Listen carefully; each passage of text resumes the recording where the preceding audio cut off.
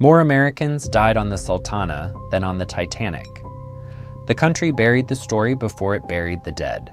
April 27, 1865. 2 o'clock in the morning. The wooden steamboat Sultana was running upriver, 10 miles north of Memphis. On her deck slept 2,100 Union soldiers. They had just walked out of Andersonville and Cahaba, the worst Confederate prison camps of the war. Men with starvation in their bones, finally going home to Ohio, Indiana, Michigan. Then 3 of the boat's 4 boilers exploded. Fire ripped through the wooden hull. Hundreds were killed in the first second. By dawn, nearly 1,200 Union soldiers were floating dead in the Mississippi River. But it happened because 2 men wanted a kickback. This is the story of the Sultana. To understand the Sultana, you have to understand who was on it. These weren't ordinary passengers. They were ghosts. Men who had crawled out of the worst prison camps the Civil War ever produced. Most came from Andersonville in Georgia. Some came from Cahaba in Alabama. Both names are still synonymous with horror. Andersonville was a stockade of bare ground, a swampy patch of earth surrounded by a log wall, with no barracks and no proper shelter. At its peak, 32,000 Union prisoners were packed inside. The camp was built to hold 10,000. Men dug holes in the dirt to sleep in. They drank from a stream choked with human waste. Disease swept through the camp like fire through dry grass. Of the 45,000 soldiers who passed through Andersonville's gates, 13,000 never left. They died of dysentery, scurvy, starvation, and exposure. Some were shot for crossing a wooden line called the deadline. Survivors lost half their body weight. Some weighed less than 90 pounds when the war ended. Cahaba was smaller, but just as cruel. A converted cotton warehouse with a leaking roof. Men slept on the wet floor in winter. The latrines overflowed into the prison yard. When General Robert E. Lee surrendered at Appomattox on April 9, 1865, the killing finally stopped. Union and Confederate generals agreed to a swift prisoner exchange. The men in Southern camps were to be sent home immediately. In late April, almost 5,000 of those prisoners were marched to a holding area called Camp Fisk, outside Vicksburg, Mississippi. There they waited for steamboats. They received clean clothes. They received their first decent meals in months. For the first time in years, some of them slept under a roof. Their average age was 23. The youngest soldier on the eventual Sultana was just 14. Many had lied about their age to enlist. Many had been musicians and drummer boys before being thrown into the prison stockades. They had survived musket fire, cannon shells, and Confederate bayonets. They had survived starvation in camps guarded by men who hated them. Now, all they had to do was board a boat. The boat would carry them up the Mississippi River to Cairo, Illinois. From Cairo, trains would carry them home to Ohio, Indiana, Michigan, and East Tennessee. That was the plan. Then a man named Reuben Hatch arrived.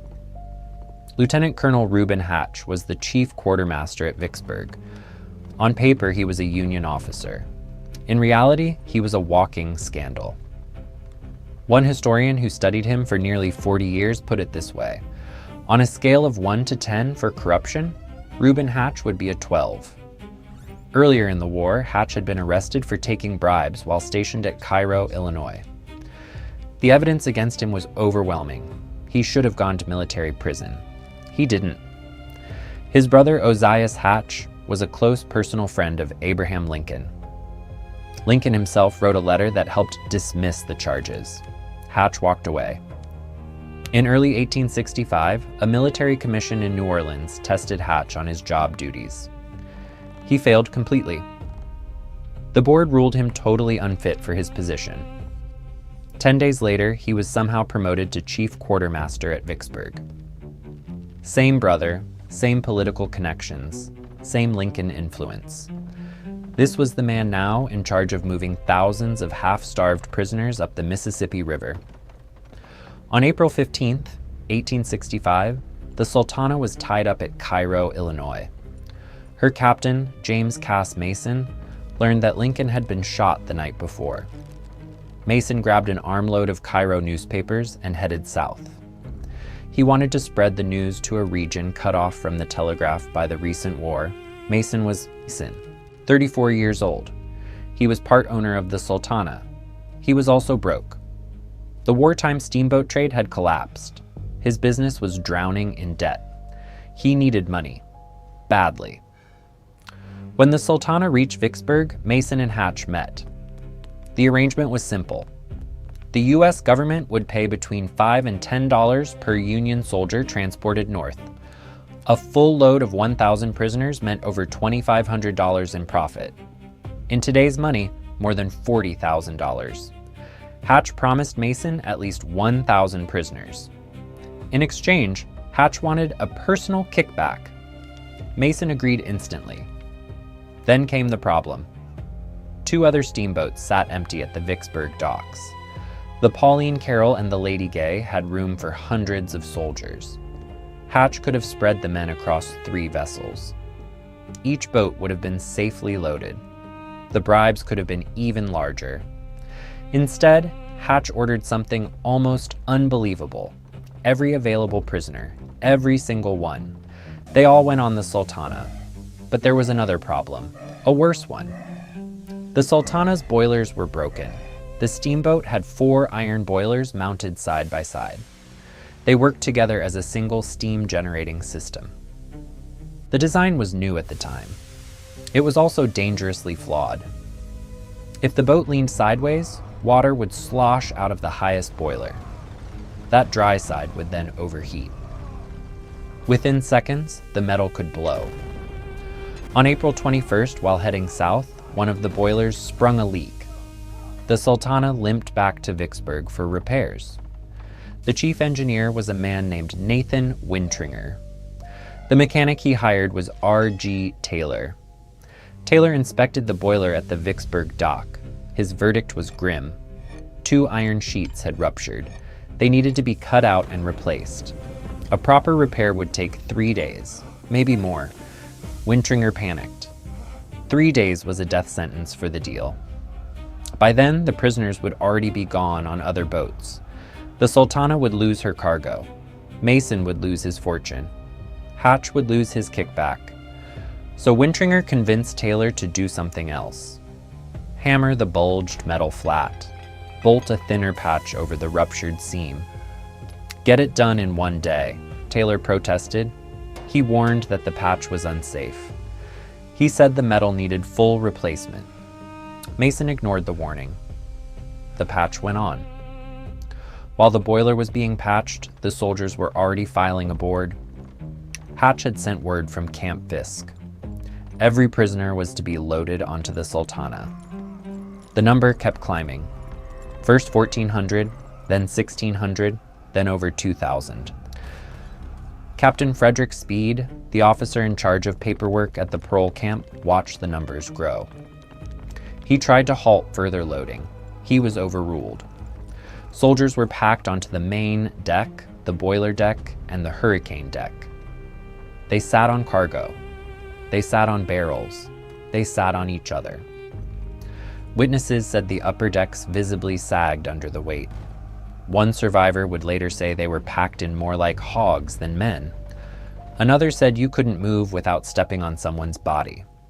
The Sultana was designed for 376 people, including civilians, paying passengers, livestock, and crew. She now carried over 2,300 souls, 6 times her legal capacity. The boat was a floating bomb.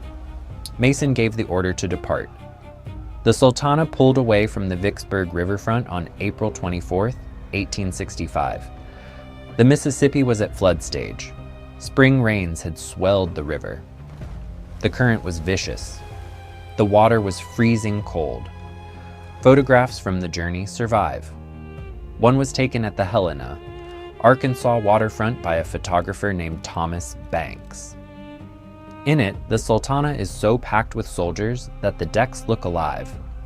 Men hang from every rail. Faces peer from every window. The boat looks ready to capsize under its own weight. It nearly did, multiple times.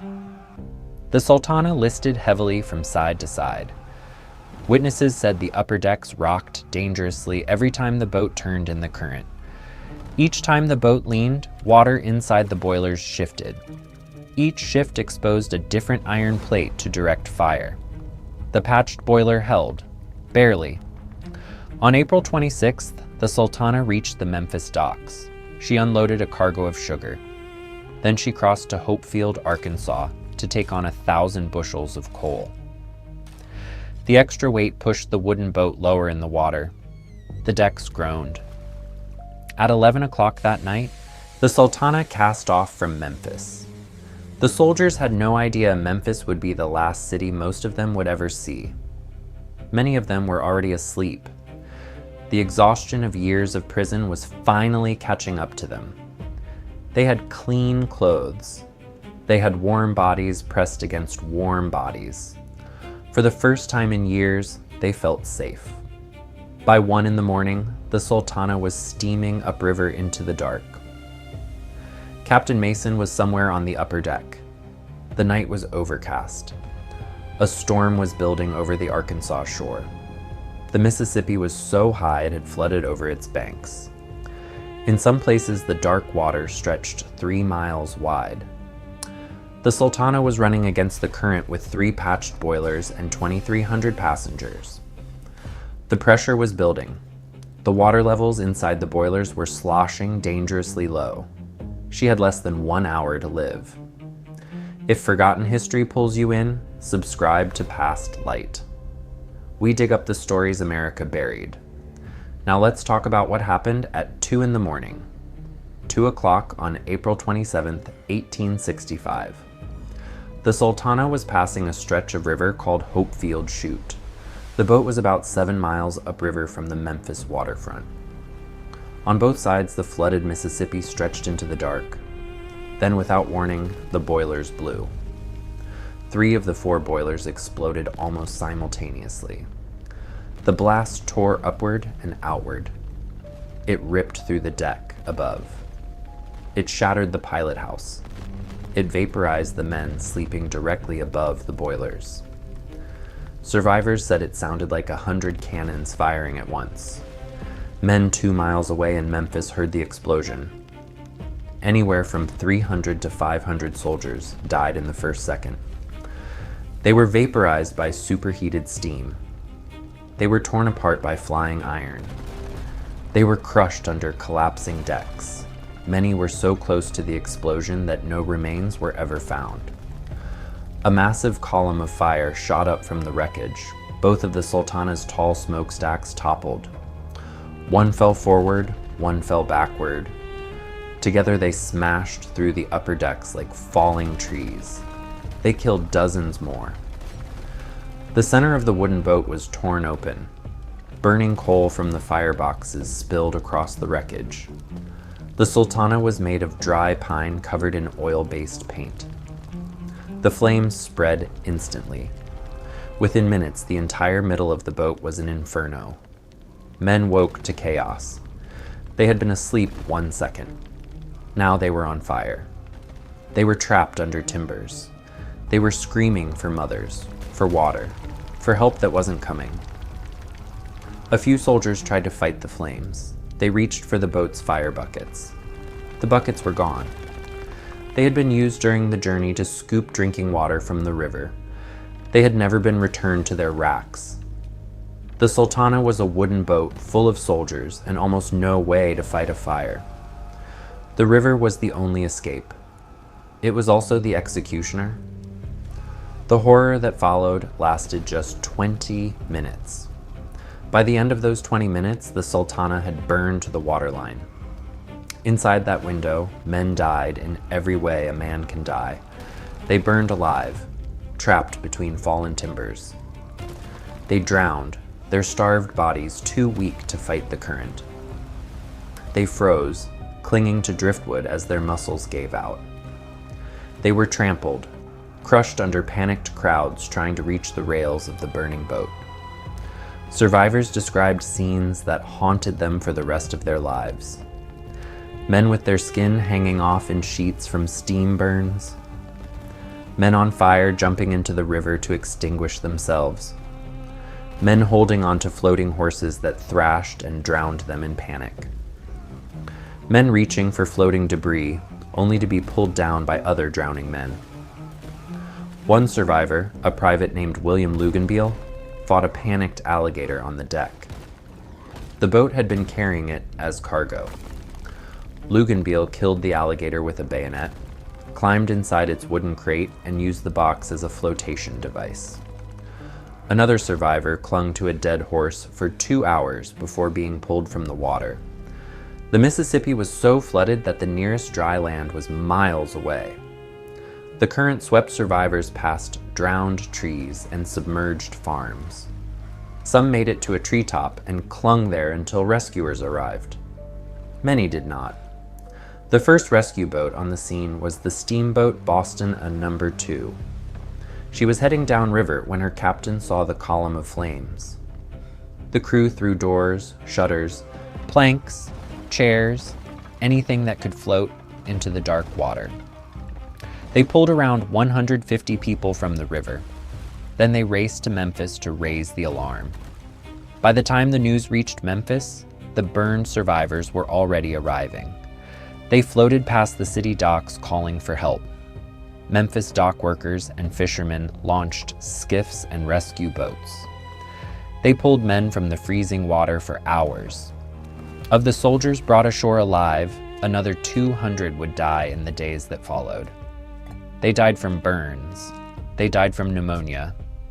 They died from the simple shock of all they had survived. By dawn, the river was full of bodies. The morning of April 27th, 1865, dawned on a nightmare. The city of Memphis woke to find hundreds of corpses drifting past its waterfront. Some were caught against the wharves. Some snagged on debris in the river. Many had floated miles downstream during the night. The bodies were collected for days, some for weeks. Many were so burned and bloated that identification was impossible. The Memphis National Cemetery buried hundreds of Sultana victims as unknown soldiers. Their headstones still stand there today, blank and anonymous. The final death toll has been debated for 160 years. Some accounts put it at 1,195. Others put it at 1,600. The Library of Congress estimates 1,700 to 1,800 dead. Then came the deepest insult to the dead. America barely noticed. On April 26th, the day before the explosion, John Wilkes Booth had been cornered and killed in a Virginia barn. The newspapers were full of his death. They were full of conspirators being hunted across the country. They were full of Lincoln's funeral train rolling north toward Springfield. They were full of generals surrendering, presidents fleeing, and a nation trying to understand what had just happened. A single steamboat explosion in Tennessee didn't stand a chance. The New York Times gave the Sultana a few paragraphs. The Times of London barely mentioned it. Most major Eastern papers ran one short article and moved on. The country had simply run out of grief. The soldiers who died on the Sultana came mostly from Ohio, Indiana, Michigan, and East Tennessee. Their hometowns mourned them. Their families wept for years, but the nation looked away. Then came the investigation, or what passed for one. The government held a military inquiry at the Memphis waterfront. They quickly determined that the explosion was caused by low water in the boilers and excessive steam pressure. The patched boiler, they ruled, was not directly to blame. They began looking at the men who had loaded the boat. Captain Frederick Speed, the assistant adjutant general at the parole camp, was charged with grossly overcrowding the Sultana. A military court found him guilty. The judge advocate general overturned the conviction. Speed had never personally placed a single soldier on the boat. He walked free. Captain George Williams, who actually loaded the men, was a West Point graduate. The military quietly protected one of its own. Captain Mason of the Sultana was dead. He had been killed in the explosion he caused. That left Reuben Hatch. Hatch saw the investigation coming.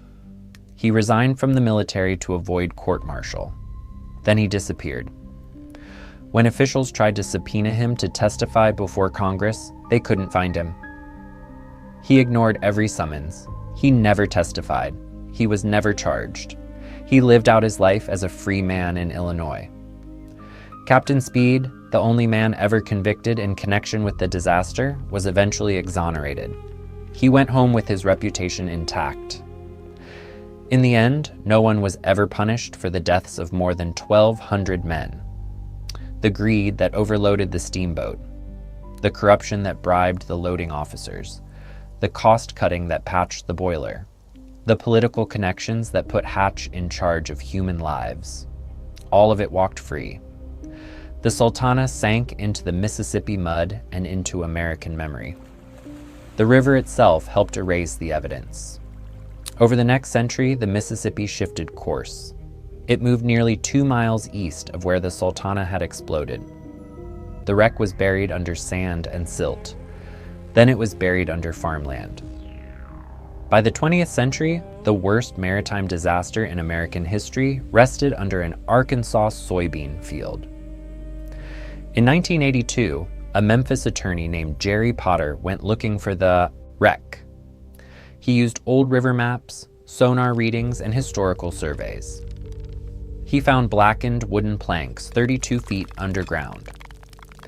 The remains of the Sultana are still there today, undisturbed beneath the soybean roots. The last survivor of the disaster died in 1941. His name was Charles Eldridge, a private with the 3rd Tennessee Cavalry. He had survived a Confederate prison camp, the explosion, the freezing Mississippi, and 7 decades of life afterward. He died at 96 years old. Today, a small museum sits in Marion, Arkansas, 2 miles from the wreck site. A larger Sultana disaster museum is being completed there in 2026. Most Americans have never heard of either. The Sultana killed more people than the Titanic. It killed more than the Lusitania. It killed more than any single battle of the Civil War except the bloodiest few. And it happened because a few men wanted to make a little more money. The men who survived the prison camps were destroyed by greed. The boat that carried them home was a coffin sold by a corrupt deal. America never punished anyone, and America chose to forget. If this story moved you, hit subscribe to Past Light so you never miss the buried history we uncover next. Click the video on screen now for another piece of the past that almost vanished forever.